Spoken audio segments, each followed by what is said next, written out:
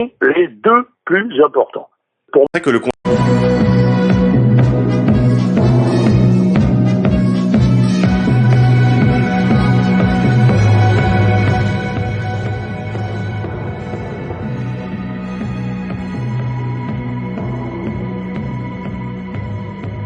Chers amis auditeurs, bonjour, bienvenue pour le quart d'heure de vérité avec Monsieur K.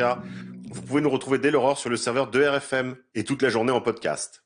Vous pouvez également vous abonner via le flux RSS disponible sur le serveur. Actualité française. Réforme des retraites. Les opposants étaient encore dans la rue hier pour la 8e journée d'action. Alors que les grèves s'essoufflent et que l'exécutif ne semble pas fléchir malgré un avis particulièrement défavorable du Conseil d'État, en effet, les syndicats organisaient hier la 8e journée nationale interprofessionnelle de mobilisation contre la réforme des retraites, après que le Conseil d'État ait sévèrement mis en garde le gouvernement, qui visiblement n'a pas été ébranlé. Cette journée de mobilisation intervenait alors que deux projets de loi, organiques et ordinaires, ont démarré leur parcours à l'Assemblée nationale, après leur adoption vendredi au Conseil des ministres. Les discussions dans l'hémicycle commenceront le 17 février prochain. Les opposants au texte, qui s'étaient mobilisés vendredi dernier, entre 249 000 personnes selon le ministère de l'Intérieur et 1,5 million selon la CGT, ont été ragaillardis par la publication vendredi d'un avis particulièrement critique du Conseil d'État, qui a regretté ne pas avoir eu le temps de garantir au mieux la sécurité juridique du projet. La haute juridiction administrative a critiqué le recours à 29 ordonnances qui font perdre la visibilité d'ensemble au projet et a pointé des projections financières lacunaires. Philippe Martinez, secrétaire général de la CGT, a souligné que cela fait des mois que l'on nous dit que le gouvernement s'apprête à faire passer une réforme floue, non fondée, et seulement argumentée par le besoin de faire des économies. Il s'est trouvé confirmé par le Conseil d'État. Force ouvrière, quant à elle, a commenté « Le gouvernement ne maîtrise absolument pas son sujet ». L'opposition a également donné de la voix, aussi bien LR que le PS, la France Insoumise ou le Parti communiste ont demandé une saisine du Conseil constitutionnel au sujet de l'étude d'impact jugée incomplète et insincère. Cependant, la grève s'essouffle, voire s'arrête, y compris dans les transports, fer de lance du mouvement. Le trafic reprend aussi bien à la RATP qu'à la SNCF, pour atteindre son niveau quasi normal. Les ports et les docks restent cependant mobilisés. La députée européenne de la France Insoumise Marion Aubry recherche un ou une jeune pour réaliser des missions de communication à Bruxelles et Strasbourg durant 5 mois. Le temps de travail hebdomadaire et le salaire proposé agacent les réseaux sociaux. En effet, Manon Aubry, égérie de la France Insoumise pour les élections régionales en Île-de-France, vient de publier sur le réseau social Twitter une offre de stage disant qu'elle recherche un étudiant ou une étudiante en sciences humaines ou en communication publique pour un contrat de 5 mois au Parlement européen. Le temps de travail est de 42 heures par semaine, la rémunération 1 200 € brut par mois, soit 930 € net. Sur Twitter, beaucoup ne cachent pas leur étonnement à la lecture de cette offre de stage. Ainsi peut-on lire « Il est indigne de vouloir faire travailler quelqu'un 42 heures par semaine avec un salaire de 930 € par mois, cela équivaut à 5,50 € de l'heure. » Un autre internaute rappelle qu'en avril 2019, Manon Aubry défendait la réduction du temps de travail. La semaine à 42 heures, cela correspond au modèle serbe, selon les données effectives du travail pour les salariés en 2018 communiquées par Eurostat. C'est très loin du Danemark, 33 heures, que vous citiez un exemple. Face à la polémique, l'eurodéputé a souhaité rectifier l'annonce. Au Parlement européen, il n'y a pas de différence brute nette, précise Manon Aubry. L'indemnité de 1 200 € sera bien touchée par la personne qui sera retenue, soit le double de l'indemnité légale en France. International. Le plan de paix présenté par Donald Trump ces derniers jours et que nous avons évoqué dans l'édition d'hier prévoit un tunnel reliant la Judée-Samarie à la bande de Gaza. Ce n'est pas une blague. Il passerait sous les pieds des Israéliens qui habitent à Netivot, Ashkelon, Sderot, Kiryat Gat, Ashdod.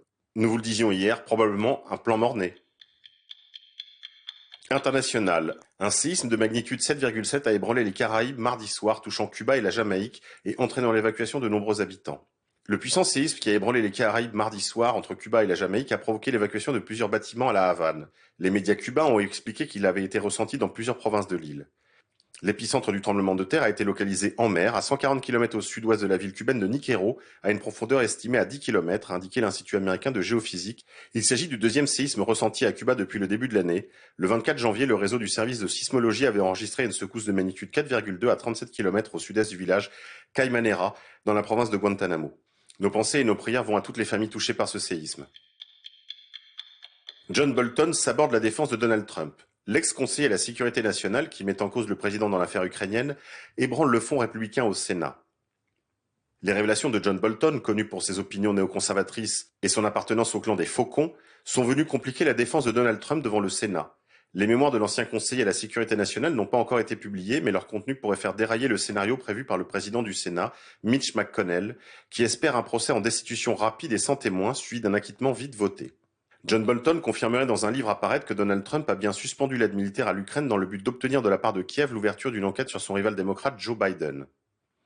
Ces révélations mettent à mal la thèse avancée par les avocats de Trump qui affirment que le président n'a pas exercé de chantage sur l'Ukraine et que aucun deal avec les Russes, dont l'accusent les démocrates, n'a existé. Elles ont aussi provoqué une fissure au sein de la fragile majorité républicaine au Sénat. Quoi qu'il en soit, cette Ukraine Gate n'entame absolument pas la popularité du président Trump auprès de sa base électorale. Pour plus ample informé, je vous renvoie aux travaux de nos confrères de Radio-Québec qui font une analyse provocante et intéressante de cet épisode de l'impeachment. International toujours, nous allons dire un mot des réformes constitutionnelles en Russie avec Philippe Champion, bon connaisseur de la Russie contemporaine, puisqu'il y entretient des amitiés intellectuelles et politiques de qualité. Philippe Champion, bonsoir. Vous êtes au milieu de la formation pour adultes. Vous avez été longtemps journaliste également à Mondévy. Vous êtes auteur d'un livre sur Pierre le Grand dans la France de Louis XV, aux éditions Apoxis. Cher Philippe, bonsoir. Bonsoir, Monsieur K. J'ai été contributeur de Mondévy pendant quelques années et j'avais une rubrique de politique étrangère où j'essayais de faire le point sur les problèmes de l'Europe de l'Est. Voilà, Ukraine, Russie, etc. Bon. Merci d'avoir accepté ces quelques minutes d'échange pour parler un petit peu de l'actualité en Russie.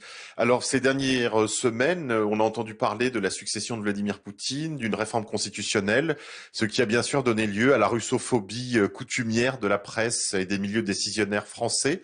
Est-ce que vous pouvez nous donner un autre éclairage ? De toute façon, la russophobie, elle s'applique quels que soient les événements.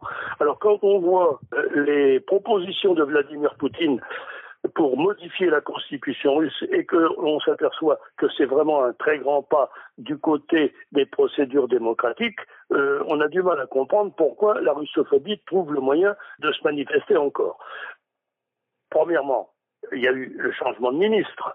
Donc, le ministre qui paraissait inamovible à côté de Poutine président, c'est-à-dire Dmitri Medvedev, a proposé sa démission, qui a été acceptée.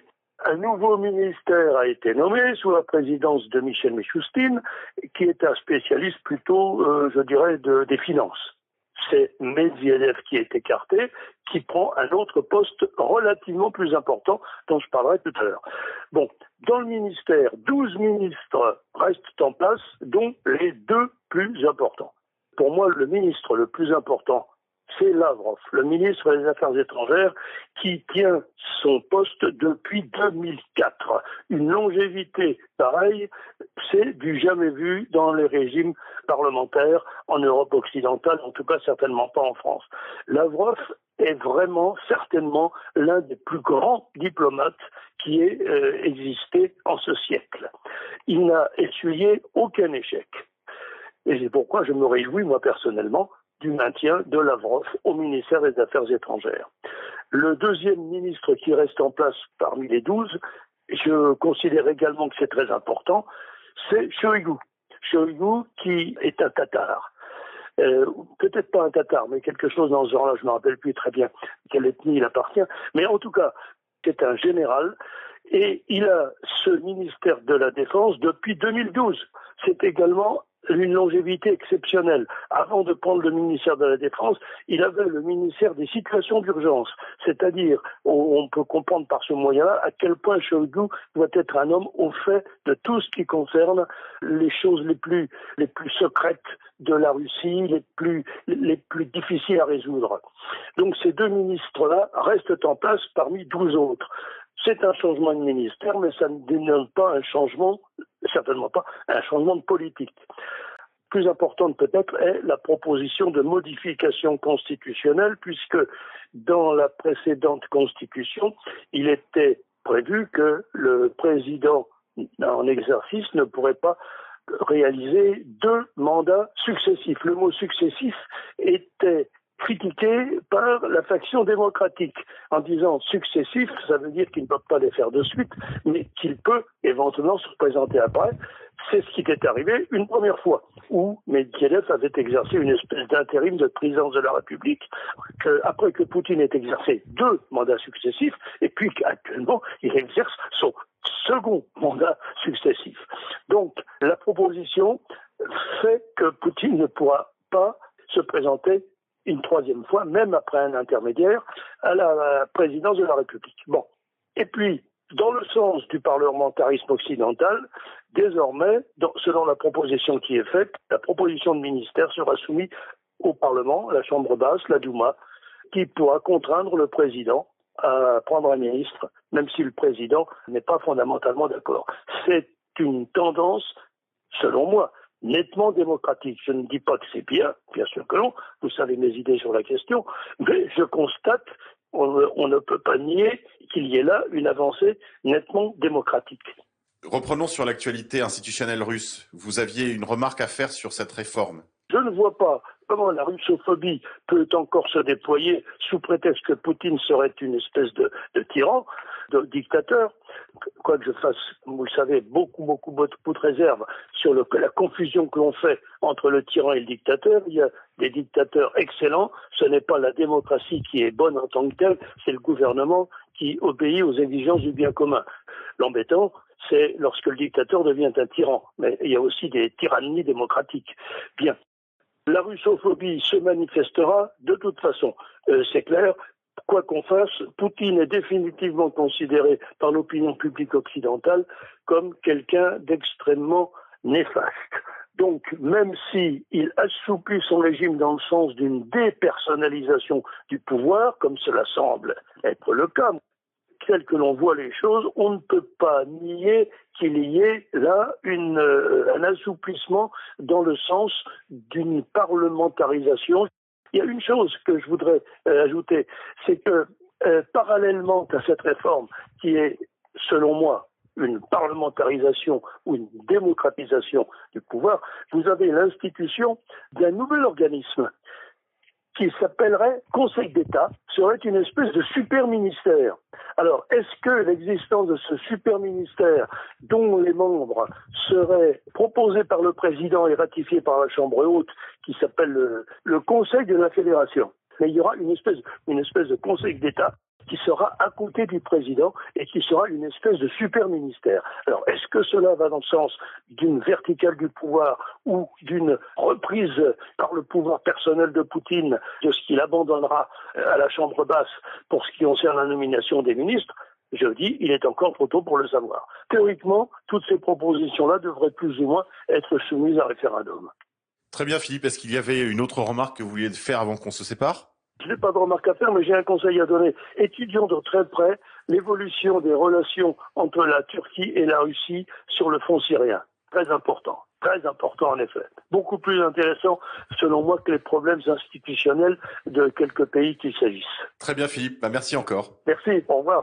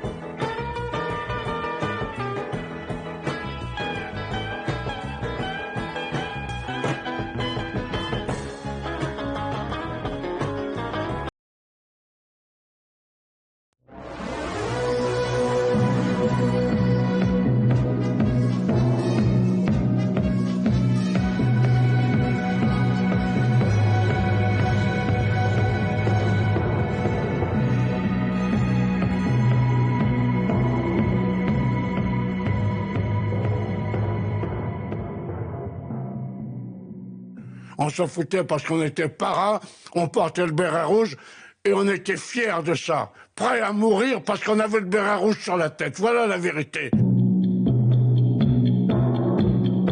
En France, on doit être français avant d'être chrétien, français avant d'être juif, français avant d'être musulman, français avant d'être bouddhiste. Bouddhiste, chrétien, musulman, c'est pas une nationalité, c'est une religion. Et la religion ne doit pas foutre en l'air la défense du pays. La défense du pays doit passer avant tout. Et je dis à ces gosses, si vous avez 20 ans et que vous êtes appelés à partir défendre la France, si c'est dans l'intérêt de la France, vous devez partir. Et donner sa vie pour son pays à 20 ans, ça n'est pas ridicule. tout ça aussi, ça n'est pas normal. Et la double nationalité ne devrait pas exister parce qu'on ne peut pas avoir d'allégeance envers deux pays.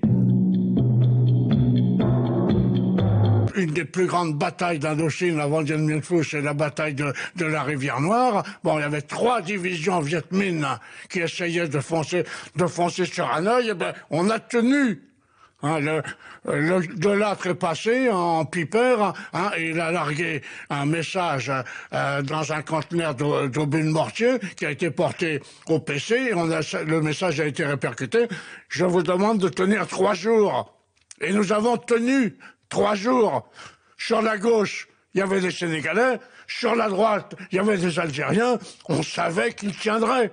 Et eux savaient qu'on tiendrait. Voilà. Chers amis auditeurs, bonjour, bienvenue pour cette édition de la réinformation, le quart d'heure de vérité avec Monsieur K, édition du vendredi 31 janvier 2020. Actualité française, la secrétaire d'État à l'égalité entre les femmes et les hommes va participer le lundi 10 février à Face à l'info sur CNews pour débattre avec Éric Zemmour. Marlène Schiappa a décidé de se rendre sur le plateau de CNews afin de débattre avec le célèbre polémiste conservateur. Il y a quelques semaines, Marlène Schiappa tombe sur Éric Zemmour et l'informe que le 6 février aura lieu une réunion ministérielle sur la stratégie du gouvernement quant à la lutte contre les discriminations. Éric Zemmour lui répond « Moi je suis pour les discriminations. Ni une ni deux, le plateau s'organise. » Décidément, Éric Zemmour et Marlène Schiappa sont en train de devenir des stars de la télé-réalité.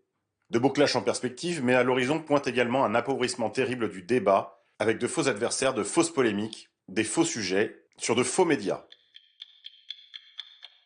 François Fillon sort du silence. François Fillon a eu plus de 2 heures hier sur France 2 pour développer les éléments de sa défense à 3 semaines de l'ouverture de son procès, relatif aux emplois présumés fictifs de son épouse.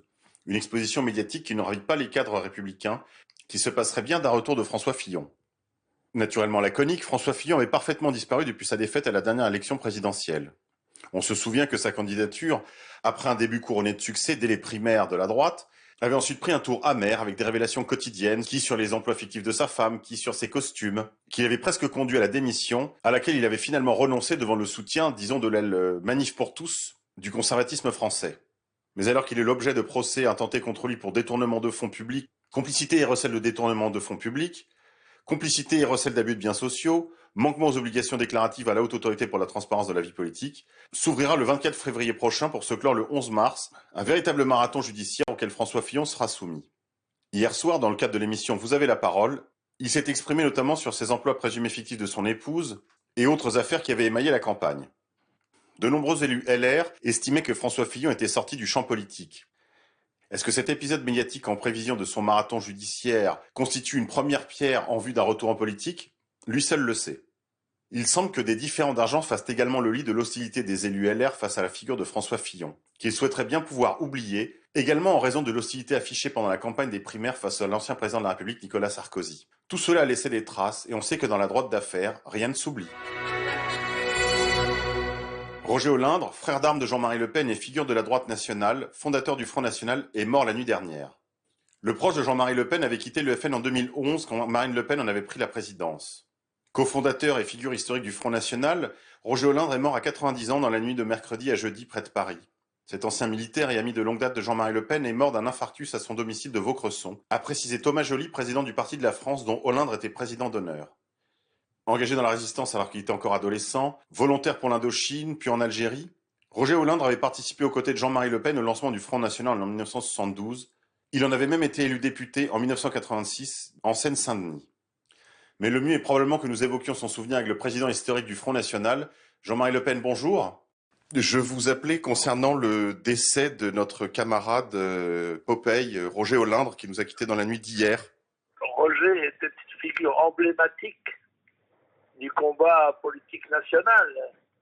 Et dès l'adolescence, en quelque sorte, jusqu'à maintenant, il n'a jamais cessé de combattre et je pense que avant qu'il meure, il devait encore avoir quelques projets d'avenir dans la tête. Roger, qui était, je le rappelle, médaillé militaire, et qui a fait je crois, une quarantaine de livres, et qui était un orateur à la fois prestigieux et truculent, et qui n'avait peur de rien. Il a une vie toute droite, il avait en plus une passion pour la jeunesse, parce que tout récemment encore, il m'entretenait avec Bruno Gollnisch de son intention de relancer les cadets. C'est dire qu'il ne désespérait pas, lui. Il pensait toujours se battre. Et il est parti, en quelque sorte, au paradis des guerriers. Je rappelle aussi qu'il a été député du Front National et qu'il a mené un combat sans cesse avec ses journaux, avec ses bouquins, avec ses discours, etc. Et son comportement toujours dans l'axe du combat national. Oui, on se souvient aussi qu'il a été le président inamovible du CNC, du Cercle National des Combattants.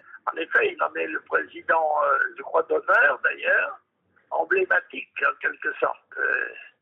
Et il est une personnalité qui peut faire l'union de tous les Français qui ont la passion du bien commun et de la patrie. Vous, comment l'avez-vous connu, Jean-Marie Le Pen? Oh, je le connais depuis plus de 50 ans. Je l'ai connu, mon Dieu, oui, plus de 50 ans. Nous sommes restés parallèles tout au long de notre vie. Il a toujours été très fidèle à votre combat politique, à vous aussi. Toujours, oui, toujours. C'était plus qu'un ami, plus qu'un copain, c'était un frère. Roger, apparemment indissociable, sauf par la mort, qui, elle dissocie toutes. Encore que. Il a été un des fondateurs du Front National. Il en a été un député. Et il en a été député, absolument, en 86. Il a aussi fait une belle carrière dans la presse parisienne, Jean-Marie Le Pen. Oui, il a été aussi grand reporter au Figaro Magazine, à Paris Match. Enfin, il a vraiment une carrière extraordinaire. Et pour tout dire, c'est un para. C'est un para.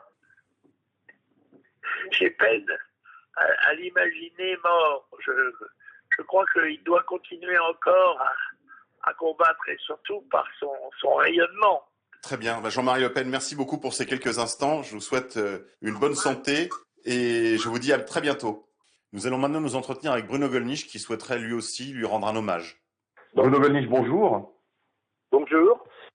Écoutez, c'est une très triste nouvelle qui est tempérée seulement par le fait qu'il est parti très doucement. Hier encore, il était plein d'allant. Il a déjeuné avec quelques responsable du Cercle National des Combattants dont il était le président, et toujours avec le souci de relancer l'action, le militantisme. C'est un homme qui a été un combattant jusqu'au bout, jusqu'à l'extrême limite de ses forces.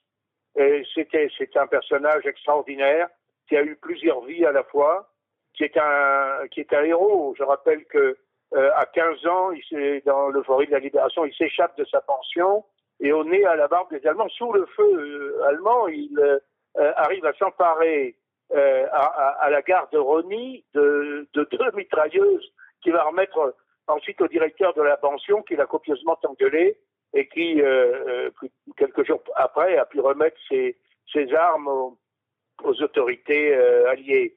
Et puis, il s'est engagé à 17 ans dans l'armée en 46 pour partir en Indochine, où il s'est réengagé en 1950. Il a été blessé, il a été décoré, il était engagé en Algérie. Bien évidemment, il a accompli des exploits militaires absolument inégalés. Il a réussi à infiltrer un groupe de Fellaga déguisé lui-même comme s'il était l'un d'entre eux. Il a failli être opéré d'ailleurs et être blessé. Rendu à la vie civile, il a organisé une troupe de jeunes scouts musulmans. Je dois dire, ça pourrait être une grande figure pour égalité et réconciliation. Il y avait plusieurs centaines de scouts à Tébessa, qui lui a valu d'ailleurs les louanges de l'autorité militaire, du général Gouraud, de l'autorité civile, etc. Il n'a pas admis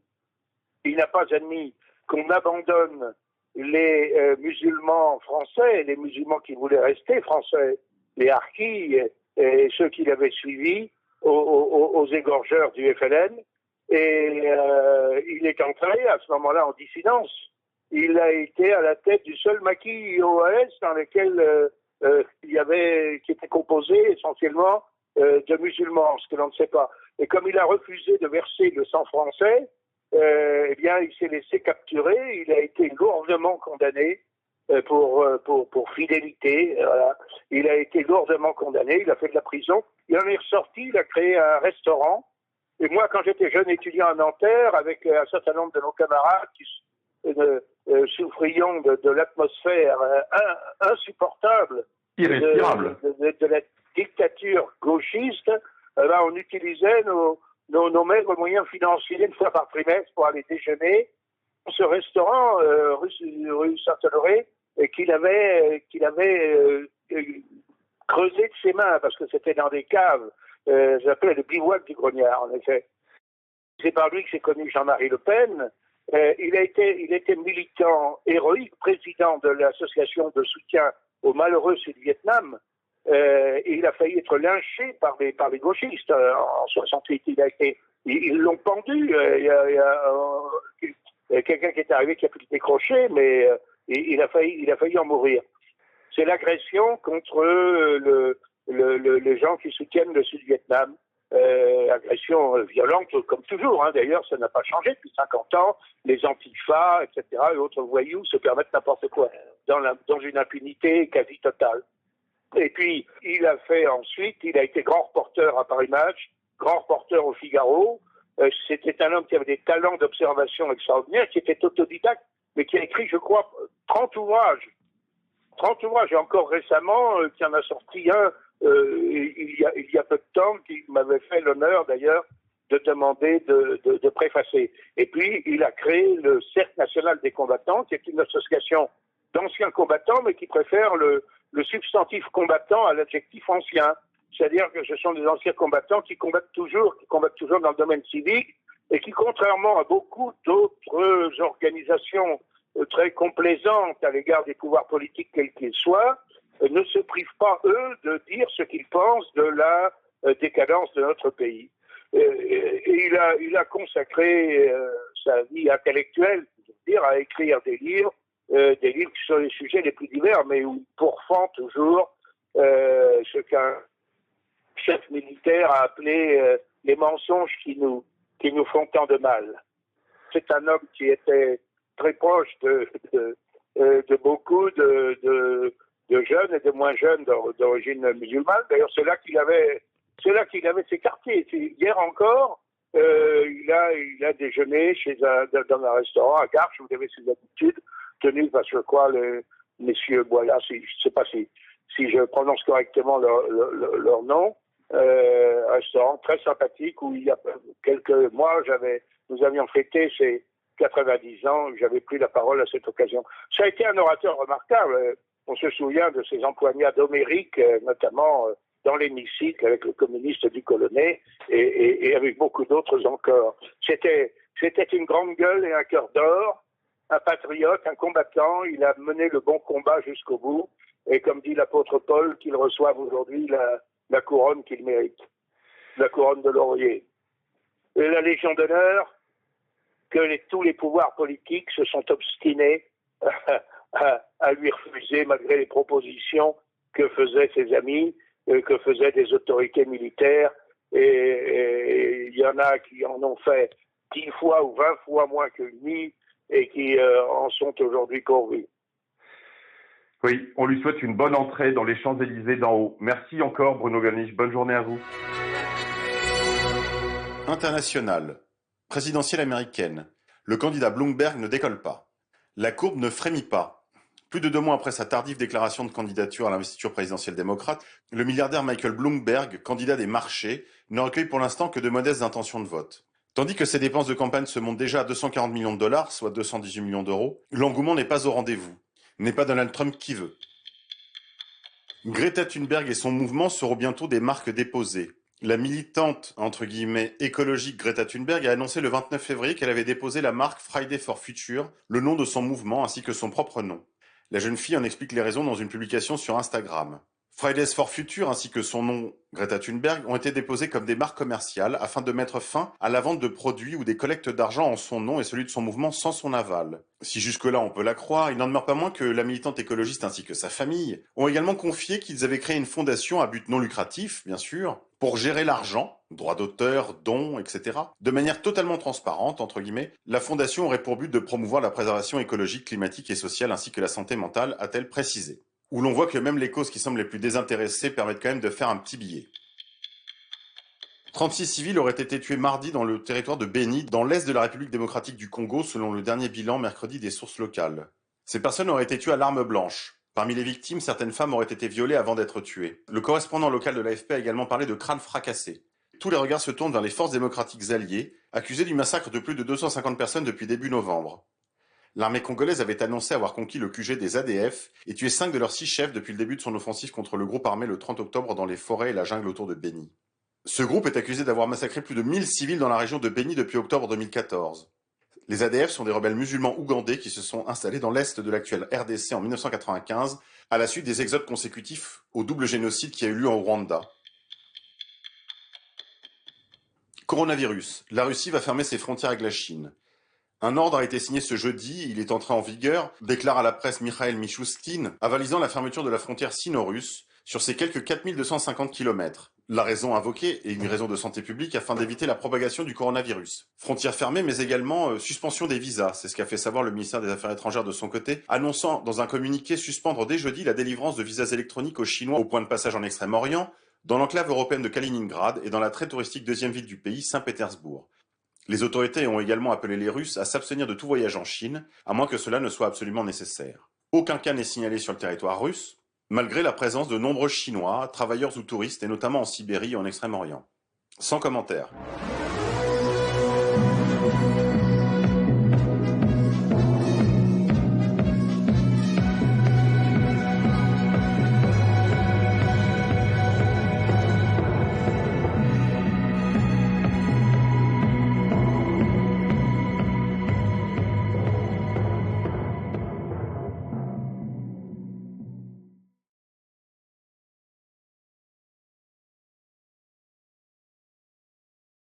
Que, bien évidemment, la critique musicale contemporaine est totalement inféodée, comme le reste, au système qu'on connaît déjà, à savoir que, bien sûr, les journalistes ne sont absolument pas indépendants, ils sont tous financés par des grandes entreprises.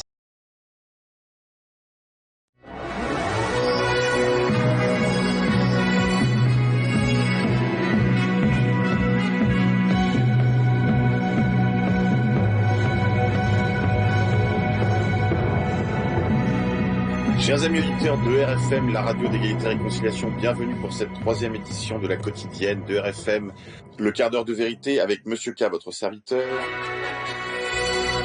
Actualité française, l'événement d'hier, c'est bien sûr la soirée de Macron et de Brigitte qui ont été perturbées par des manifestants et des gilets jaunes mêlés, qui ont dû être exfiltrés par leur garde prétorienne des Bouffes du Nord, un théâtre parisien, après que la présence du président et de son épouse ait été signalée sur les réseaux sociaux. En effet, des manifestants et des gilets jaunes se sont massés autour du théâtre, qui a dû être protégé par un cordon de CRS avant l'exfiltration du président de la République. On voit que le harcèlement ministériel qu'on avait appris lors de la manif pour tous se poursuit et produit quelques résultats. La température monte et on voit bien qu'Emmanuel Macron aurait pu être lynché, n'était la présence de sa garde prétorienne. En bref, on célèbre ces jours-ci la commémoration des attentats de Charlie Hebdo. On se souvient en effet de l'esprit du 11 janvier, de ce flash totalitaire qui s'était produit lors des grandes manifestations, qui s'était déroulé alors dans les grands centres-villes français. Je vous renvoie aux utiles travaux de la chaîne YouTube d'ADBK, qui doit en être à son 3e ou 4e volet concernant les attentats de Charlie Hebdo, qu'il a intitulé « Charlie Hebdo, une affaire franco-israélienne ». Il explore les pistes menant à la conviction d'une opération sous faux drapeau et d'un attentat de terrorisme de synthèse. Vous pouvez également lire utilement le très beau papier rédigé par nos confrères de la rédaction « Y a-t-il une vie après Charlie ?» sur le portail d'égalité et réconciliation, premier portail de réinformation en langue française. Sur la chaîne d'ADBK, vous pouvez retrouver ces autres dossiers, aussi variés que le Bataclan, l'attentat de Nice ou l'affaire Epstein. Il fait du bon boulot, comme dirait Laurent Fabius, alors n'hésitez pas à vous rendre sur cette chaîne, à vous y abonner et à nous mettre la petite cloche de notification. France toujours, explosion de la délinquance. En effet, le service statistique du ministère de l'Intérieur publie ces chiffres qui sont extrêmement inquiétants puisqu'on constate en moyenne une hausse d'à peu près 8% des attaques contre les personnes et les biens uniquement pour l'année 2019. Ces chiffres ne font plus l'objet d'annonces du ministère, ils sont balancés à la presse en catimini, loin des unes et des journaux de 20 heures. Le féminicide est au cœur des préoccupations du ministère de l'Intérieur et des médias. Ces féminicides, ce concept fumeux et hallucinatoire, concept fumeux contre lequel nous avait mis en garde le regretté Philippe Muret, qui s'est fait beaucoup connaître par les adaptations de ses textes au théâtre par Fabrice Lucchini. Théâtre toujours. L'actualité est entièrement occupée ces jours-ci par des procès en pédocriminalité supposée ou avérée. Il y a en effet l'affaire Matzneff. Pour approfondir ce sujet, je ne peux que vous renvoyer aux 2 émissions de la rédaction d'une part Only, avec Pierre Debrague et le camarade Corias, qui vous ont fait une belle émission sur cinéma et éphébophilie et pédophilie, et l'émission que nous venons d'enregistrer avec Alain Soral sur cette affaire Matzneff, qui est probablement l'arbre qui cache la forêt, l'arbre de l'éphébophilie qui cache la forêt bien réelle de la pédocriminalité de réseau d'élite. Pédophilie encore avec le procès du père Prénat, ce prêtre du diocèse de Lyon qui s'était rendu coupable de très nombreuses atteintes à la pudeur et agressions sur des enfants et des adolescents du diocèse lyonnais. Il comparaît actuellement devant les tribunaux et risque jusqu'à 8 ans de prison. En effet, cet ex-curé de Sainte-Foy-les-Lyons est jugé pour avoir abusé de plus d'une vingtaine de victimes. Son sort sera fixé le 16 mars prochain. Ces affaires de pédocriminalité dans l'Église catholique servent toujours à attaquer l'Église dans son ensemble, ainsi qu'à la remise en question du célibat des prêtres. C'est évidemment un prétexte pour attaquer l'Église et attaquer le célibat des prêtres, parce qu'on sait que des hommes mariés, aussi bien dans le sport, les colonies de vacances, l'enseignement ou la protection de la jeunesse, se rendent coupables eux aussi de crimes, et ô combien plus nombreux en proportion comme en nombre que ceux commis par les prêtres. Toute agression sur un enfant par un homme de Dieu est d'autant plus scandaleuse et d'autant plus horrifiante qu'ils sont également en responsabilité des âmes, et il y a en effet un aspect terrifiant à ces transgressions. Cependant, aussi bien en nombre qu'en proportion, les prêtres se rendent beaucoup moins coupables que des laïcs, souvent mariés ou en couple, sur des enfants. Donc la question du célibat des prêtres est ici introduite fallacieusement pour ruiner un des aspects les plus importants de la vie sacerdotale. Pédophilie enfin, le monstre d'Outreau, Thierry Delay, qui avait été blanchi avec tous les autres accusés d'Outreau, on s'en souvient, tout avait été mis sur le dos de ce pauvre juge Burgot. Des victimes cependant avaient été reconnues par la justice sans qu'on ait réussi à identifier de coupables, pourtant identifiés par la parole des enfants lors de cette terrible affaire. Thierry Delay, une fois encore, est soupçonné d'avoir été l'auteur d'agressions sexuelles sur une jeune femme dans la région de Toulouse. Voilà à quoi aura servi cette terrible affaire d'Outreau, à discréditer la parole des enfants, démolir un juge et finalement laisser les coupables en liberté. Sur cette affaire d'Outreau, je vous renvoie au livre édité par Contre-Culture de Jacques Thomé, Outreau, l'autre vérité. Après son évasion rocambolesque, l'ex-président du groupe Renault-Nissan s'est réfugié au Liban, comme vous le savez. Il fait désormais la une des grands magazines puisqu'il vient de faire la couverture de Paris Match en compagnie de son épouse au Liban, où probablement il jouit de complicité au plus haut niveau institutionnel. On ne saurait croire à cette histoire d'évasion de Carlos Ghosn. Le plus probable, c'est qu'il a été l'objet d'une négociation entre les autorités françaises et les autorités nippones sur fond d'accords industriels. On se souviendra que c'est à cause de la politique désastreuse d'Emmanuel Macron que des équilibres fragiles à l'intérieur du groupe Peugeot-Nissan avaient été remis en cause, a évidemment conduit à des rétorsions et des coups tordus, dont le président Ghosn a probablement fait les frais, encore que sa parfaite innocence ne soit pas parfaitement établie. On attendra pour ça la fin de cette enquête qui devrait avoir lieu dans des conditions peut-être plus normales. Revenant, Ségolène Royal revient dans le jeu politique. Elle souhaite créer une troisième force entre la candidature de Marine Le Pen et celle d'Emmanuel Macron. Saura-t-elle conquérir un électorat plus à gauche que celui d'Emmanuel Macron qui a su se refaire la cerise à droite? Saura-t-elle trouver sa place entre Mélenchon et Macron? Rien n'est moins sûr. Alors qu'elle connaît des déboires dans sa mission d'ambassadrice d'épaule, Ségolène Royal continue de croire en sa bonne étoile et souhaite faire un acte de candidature pour 2022. J'ai la joie aujourd'hui d'interviewer Yann, directeur de l'antenne de RFM, pour qu'il nous dise un petit mot sur le projet qu'il a voulu pour cette quotidienne. Yann? Monsieur K, bonjour et bonjour à tous les auditeurs. C'est un vrai plaisir pour moi d'intervenir dans cette première émission quotidienne de RFM. C'est un aboutissement pour nous, c'est vrai, puisque quand nous avons lancé RFM il y a 4 ans, nous pensions déjà, nous rêvions déjà d'une émission quotidienne qui puisse nous permettre de commenter l'actualité et d'accompagner les auditeurs au jour le jour. Et c'est vrai que c'est un projet qui nécessite nécessite quand même pas mal de logistique, qui est assez lourd, et puis il faut trouver les personnes qui puissent endosser un tel projet. Donc c'est vrai que c'était pas du tout évident à l'époque.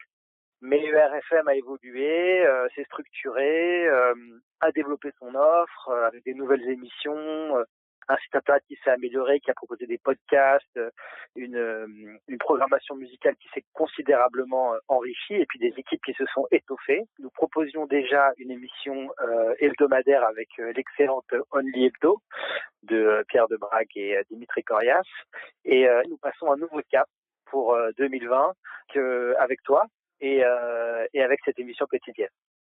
Bah écoutez, bon vent à cette émission. En tout cas, merci de la confiance que vous avez bien voulu nous faire, Yann, parce que c'est vrai que cette radio n'existerait pas sans le travail que vous faites avec votre équipe. Et puis, écoutez, on se retrouve dès demain. Très bien, merci beaucoup et bon vent. Au revoir. Merci Yann. N'oubliez pas votre quart d'heure de vérité tous les jours. C'est une émission qui ne sera pas sans défaut, qui ne manquera pas à quelques inexactitudes. Cependant, si nous ne pouvons pas être parfaits, nous essaierons toujours d'être au service de la vérité, cette vérité qui manque si cruellement au monde de la presse, au monde de l'information aujourd'hui. C'est à ce service de la vérité que nous nous attacherons. Et si nous pouvons faire des erreurs ou des inexactitudes, n'hésitez pas à nous le signaler en nous écrivant à monsieurk@erfm.fr. Je voulais vous signaler tout de même avant qu'on se quitte l'ouverture d'une librairie amie dans le 7e arrondissement, la librairie Vincent, animée par Vincent, jadis libraire de la librairie Facta, ouverte par le défunt Emmanuel Ratier. Salut aux camarades Vincent qu'on retrouvera demain au téléphone pour notre quotidienne. Parution. Je voulais également vous signaler la sortie du dernier livre de Martin Pelletier aux éditions DEM qui s'intitule La Révolution Arc-en-Ciel. Vous pouvez retrouver les analyses de Martin Pelletier, chroniqueur à Rivarol et ancien de la presse parisienne, touchant à cette révolution arc-en-ciel qui se déploie sous différents axes. Cause LGBT, écologisme sorosien, féminisme de troisième génération, antiracisme et combat contre la haine. Je ne saurais trop vous encourager sa lecture qui est passionnante et qui se lit comme un roman dans une belle langue française, à la fois nerveuse et flamboyante.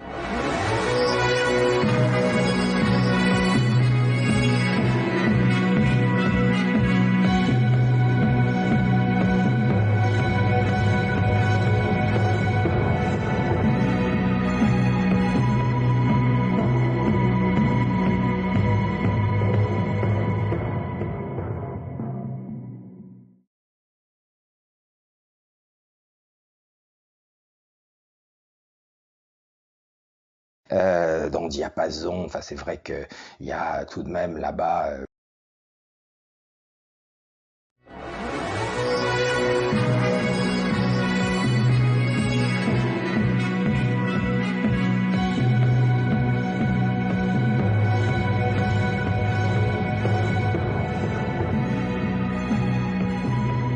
Bienvenue pour cette deuxième édition du quart d'heure de vérité sur les antennes de RFM avec votre serviteur Monsieur K. Aujourd'hui, actualité française. 341 000 enfants en France font l'objet de mesures de protection, dont la moitié par l'aide sociale à l'enfance qui a succédé à la défunte DAS. Manque de personnel, manque de moyens, insalubrité, défaut de soins, défaut d'une prise en charge psychiatrique, humiliation, abandon, malveillance, maltraitance, abus, présence de drogue, prostitution, fugue non signalée. L'ASE, aide sociale à l'enfance, comme la défunte DAS, est une aubaine pour les réseaux pédocriminels. Un nouveau reportage en caméra cachée de zone interdite sur M6 fait la lumière sur cette situation et déclenche des sanctions et une enquête en Côte d'Or sous la direction du centriste Sauvadet, patron du département. Il y a tout juste un an, l'enquête de Pièces à conviction sur France 2, présentée par Élise Lucet, avait été un électrochoc qui avait conduit à la nomination d'un secrétaire d'État à la protection de l'enfance, Alain Taquet. 8 milliards d'euros sont consacrés par an à cette cause de la protection de l'enfance. Cependant, il reste beaucoup à faire pour démanteler ces réseaux criminels. Et une des pièces manquantes est une volonté réelle de la police de défier les pouvoirs qui s'abritent derrière les coulisses de ce milieu pédocriminel. Guillotine Gate. Après l'acte 65 des Gilets jaunes, les slogans contre Macron montent en pression d'un cran. Louis XVI, on l'a décapité. Macron, on peut recommencer. Slogan retweeté par l'insoumise Raquel Garrido. Cela a déclenché une véritable levée de bouclier sur les réseaux sociaux. Mais plus sérieusement, ce que révèle cette affaire d'un tweet, c'est qu'une part toujours plus nombreuse est prête à une violence politique, ce qui est toujours une bonne nouvelle. Cette hausse des dispositions à la violence politique des Français indique également que de plus en plus d'entre eux sont désespérés et dos au mur. International. Le Forum économique mondial de Davos se tient ces jours-ci en Suisse. Le président américain Donald J. Trump y a fustigé les prophètes de l'apocalypse, alors que Greta Thunberg assistait à son allocution. La jeune fille aura été une des attractions de l'édition 2020 du Forum de Davos qui se tient dans la station de ski des Grisons. Après son allocution à l'ONU, sa visite au président Obama, la jeune Suédoise aura été la star du Forum mondialiste de Davos, ce qui nous éclaire sur l'agenda que sert véritablement cette adolescente débile. Elle aura déploré qu'en dépit des beaux discours, auxquels Trump ne daigne même pas sacrifier, on n'aura rien fait pour le climat. Ce n'est pas faute d'avoir reçu toute l'attention médiatique, a-t-elle estimé. On m'écoute tout le temps, dit-elle amèrement. La procédure d'impeachment, d'empêchement du président américain Trump serait en bonne voie. Cependant, selon les commentaires de notre confrère de Radio-Québec, Alexis Cossette, Trump destitué n'en croyait rien. Le plan de Trump aurait été d'hameçonner les démocrates pour leur tendre un piège, avec une fausse transcription de ses échanges téléphoniques avec le président ukrainien. Ce processus d'impeachment, commente Alexis Cossette, ne recouvre aucun danger pour Trump. Clinton, lui, s'était rendu coupable de 11 félonies, tandis que le président Trump, lui, n'aurait commis aucune faute. Nancy Pelosi et les démocrates mettent en route l'impeachment, alors même que Trump signe un gros deal avec les Chinois. Le scénario de QAnon, il serait trop long ici de détailler qui est ce QAnon qui postait régulièrement sur les défunts forums 4chan et 8chan. Ce QAnon serait un proche du président américain, tout proche même, issu de la communauté du renseignement, et qui analyserait l'action présidentielle américaine afin d'éclairer la base populaire de Donald Trump sur les actions réelles de sa présidence, en particulier de l'opération qu'il a intitulée Drain the Swamp ou Assèchement du marais, dont on aurait vu les premiers effets dans la moralisation de Hollywood avec l'affaire Weinstein ou du Congrès avec l'affaire Epstein. Si QAnon a raison, alors suivons le plan. Je ne saurais trop vous encourager d'aller sur la chaîne Radio-Québec animée par notre confrère Alexis Cossette afin de vous tenir informé des réalités derrière la coulisse de la politique de la présidence américaine. Bonne nouvelle. Le loup est peut-être de retour en Charente. Une photo de loup aurait été prise à Goura, en Charente, d'un animal canidé. La photo publiée par nos confrères de la Charente Libre a été authentifiée par l'Office français de la biodiversité comme étant celle d'un Canis lupus lupus, c'est-à-dire un loup. Bonne nouvelle pour les amateurs de la vie sauvage. Chose promise, chose due, je vous ai dit hier que nous serions au téléphone avec Vincent de la librairie Vincent, ancien libraire de la librairie Facta. Vincent, bonjour. Bonjour. Vous êtes l'animateur de la nouvelle librairie Vincent, vous êtes l'ancien libraire de la librairie Facta, la défunte librairie d'Emmanuel Ratier qui nous a quittés il y a déjà quelques années et qui avait dû fermer suite à des besoins de réorganisation. Oui, donc on était sous la menace d'un loyer quadruplé. Ah oui, quadruplé quand même. Donc on a eu le projet d'ouvrir une autre librairie, donc qui a ouvert, mais qui ne s'est pas faite avec moi. Donc oui, qui n'était plus vraiment dans la ligne de la librairie Facta. Voilà. Puisqu'elle ne voulait plus de littérature révisionniste dans le bon sens du terme, puisque l'histoire c'est toujours critiquer, amender, améliorer, réviser. C'est le principe de toute histoire. Oui, c'est l'esprit de l'exactitude et de la révision qui présidait aux travaux de la première librairie d'Emmanuel Ratier, la librairie Facta. Voilà, c'est-à-dire rouvrir Facta sans faire Facta, c'était un peu, ça posait un peu problème. C'est-à-dire refuser certains ouvrages, certains éditeurs, une certaine clientèle, voilà. Donc tout ça pour enfin arriver à ce projet donc de réouvrir Facta, bon sous le nom Librairie Vincent, mais au moins où là les gens retrouveront ce qui faisait la particularité de Facta, c'est-à-dire déjà les livres d'occasion, parce que dans nos milieux il y a quelques librairies, mais qui font surtout du neuf, et après retrouver les éditeurs amis, les livres que nous on met en avant et les livres que nous mettons aussi en avant dans Faits et Documents, parce que donc la librairie est aussi le partenaire de la revue Faits et Documents. Vous avez repris cette activité il y a combien de temps, Vincent ? Voilà, on a rouvert vers Noël, donc ça va faire presque un mois. Alors, on a rouvert malgré les grèves, mais bon, le fait est que les clients sont contents de retrouver cette ambiance, voilà, d'avoir des conseils, de trouver les livres qu'on ne voit pas forcément mis ailleurs. Donc voilà, c'est ça, c'était surtout de retrouver un lien avec ces clients qui se sentaient un peu orphelins. Alors je crois que vous êtes dans un beau quartier de la capitale, est-ce que vous pouvez nous donner l'adresse de la librairie Vincent ? Alors, nous sommes installés au 115 avenue de la Bourdonnais, donc dans le 7e arrondissement, donc c'est métro École Militaire, donc c'est assez bien desservi. Et pour les gens, donc ils peuvent retrouver dans le quartier d'autres librairies amies, donc ça permet aux gens de province ou limite de l'étranger, quand ils viennent à Paris, de ne pas avoir à retraverser toute la ville pour avoir accès à des bonnes choses. Oui, donc vous êtes voisin de la librairie de nos camarades de Chiré, de la librairie de Chiré en Montreuil, qui produit une littérature contre-révolutionnaire depuis plusieurs décennies maintenant. Voilà, et de la librairie française qui n'est pas très loin et qui eux aussi ont des livres sur des créneaux similaires, mais chacun a sa spécificité. Et je fais aussi un peu de produits du terroir.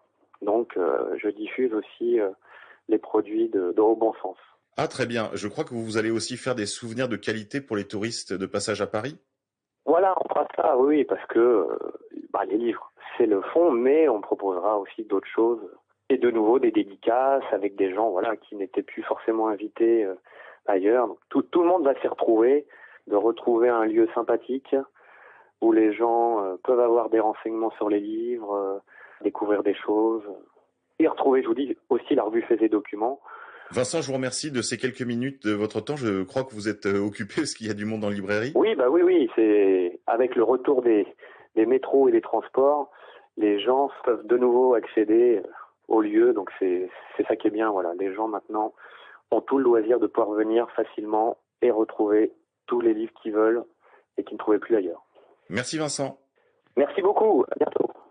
Vous pouvez également faire des commandes ou des réservations auprès de la librairie Vincent, qu'on vient d'entendre au micro de RFM, au 01 42 03 48 52, 01 42 03 48 52. Humour.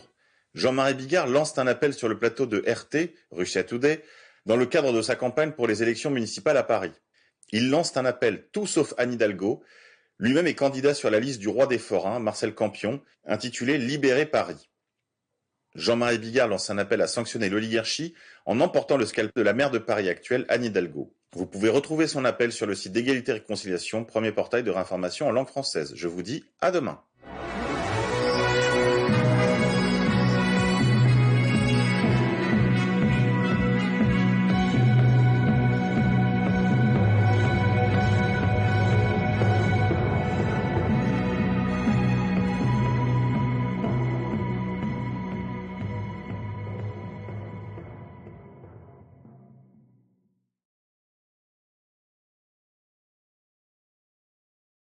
Alors, premier concerto de Tchaïkovski, un large extrait du premier mouvement par Byron Janis et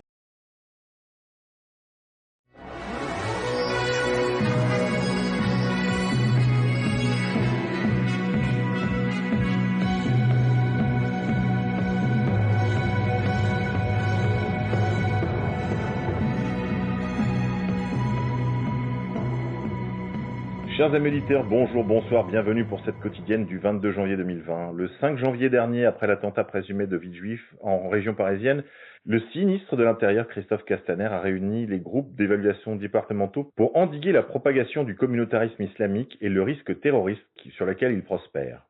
La DGSI vient de cartographier les 150 quartiers, entre guillemets, tenus par les islamistes dans un document classé secret défense qui n'a été divulgué à personne hormis au ministre de l'Intérieur. Banlieue de Paris, de Lyon, de Marseille, mais aussi dans le Nord. On se souvient aussi des chancres salafistes telles que la petite ville du sud-ouest de Lunel, qui s'était illustrée comme l'une des villes les plus généreuses dans combattants islamistes.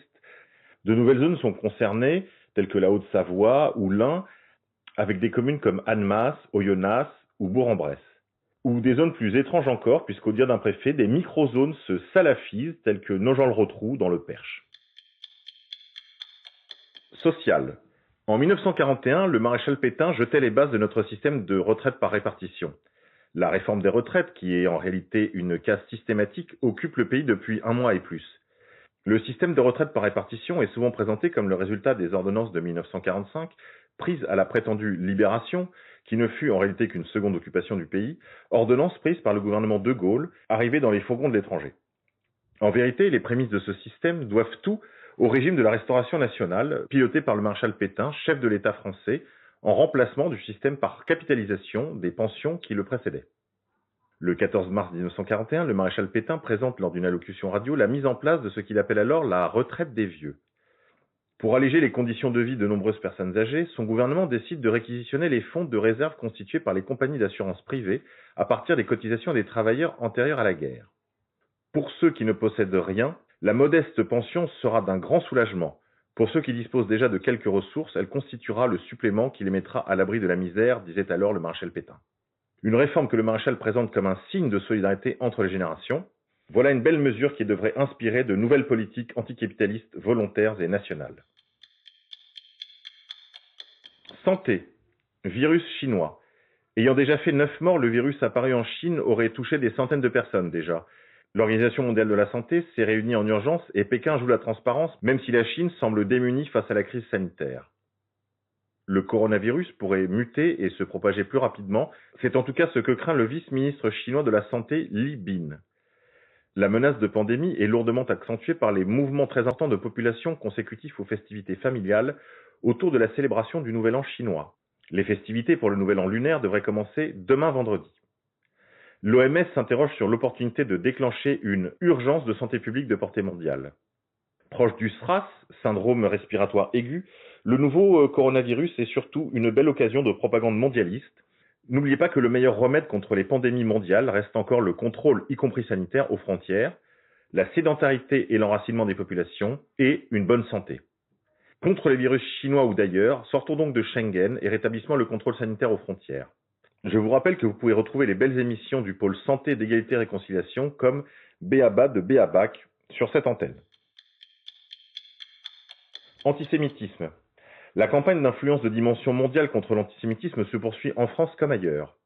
En France, son dernier épisode est la visite hier du président de fait de la République française, Emmanuel Macron, à Yad Vashem, mémorial de la Shoah à Jérusalem en Israël. Sur l'antenne de BFM TV, Emmanuel Macron a rappelé son combat quotidien contre l'antisémitisme.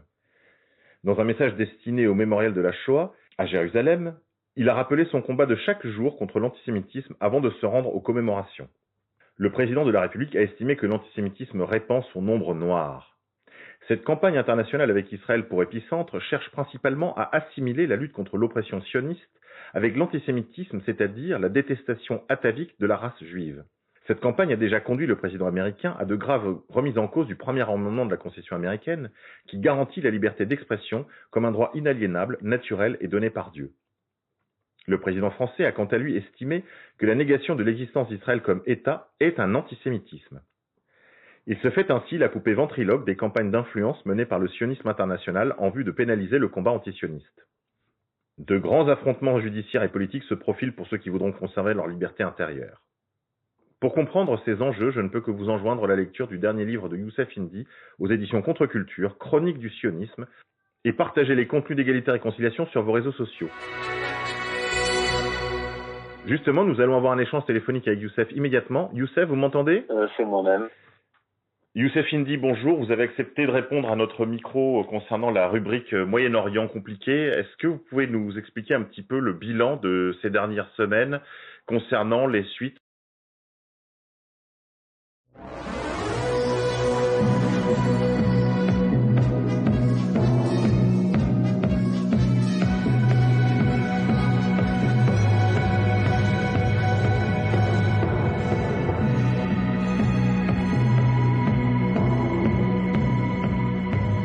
Chers amis auditeurs, bonjour, bienvenue pour votre réinformation quotidienne pour le quart d'heure de vérité avec Monsieur K, édition du 24 janvier 2020.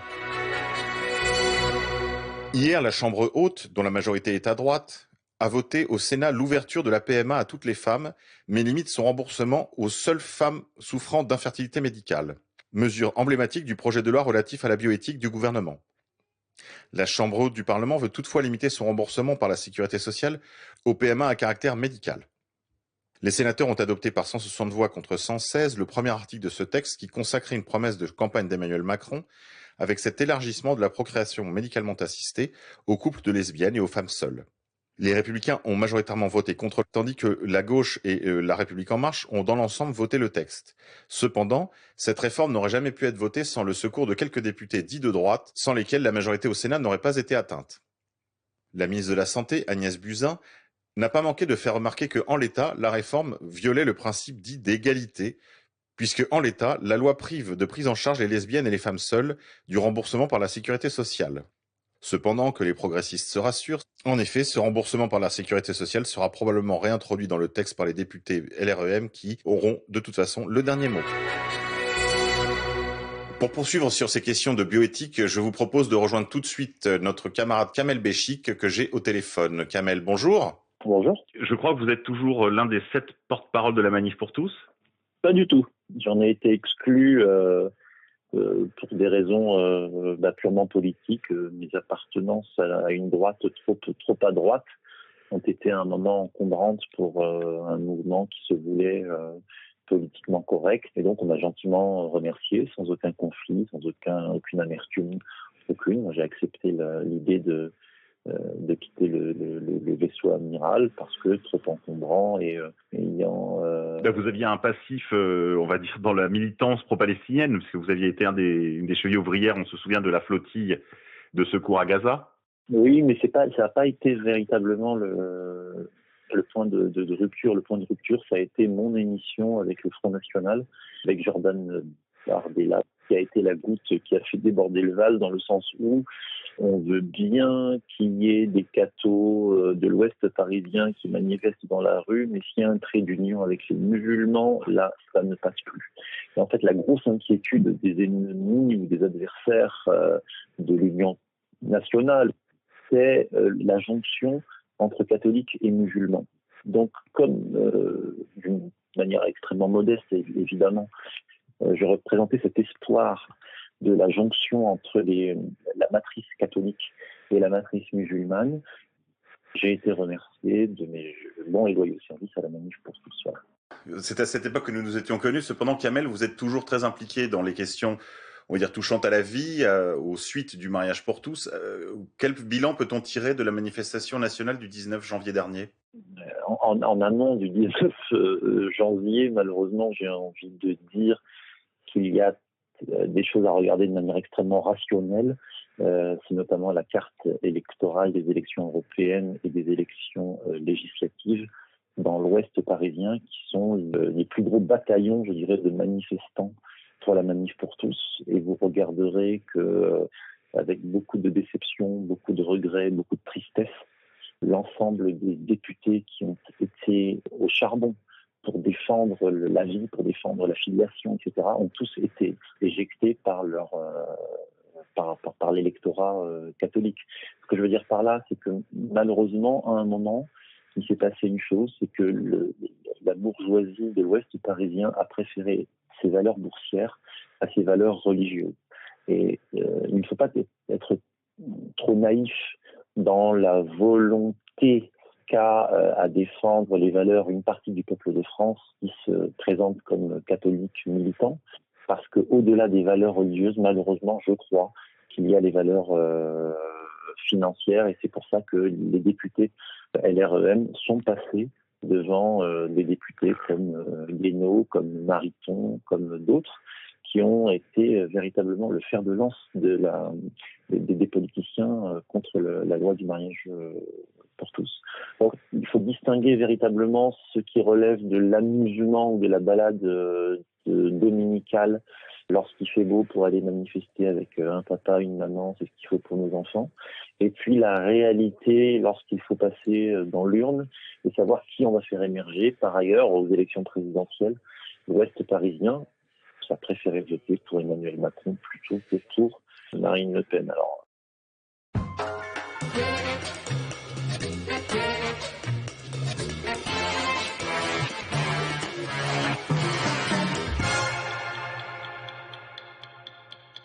Chers amis éditeurs, bonjour, bienvenue pour votre édition du quart d'heure de vérité avec Monsieur K sur les antennes de RFM. Édition du jeudi 3 décembre 2020.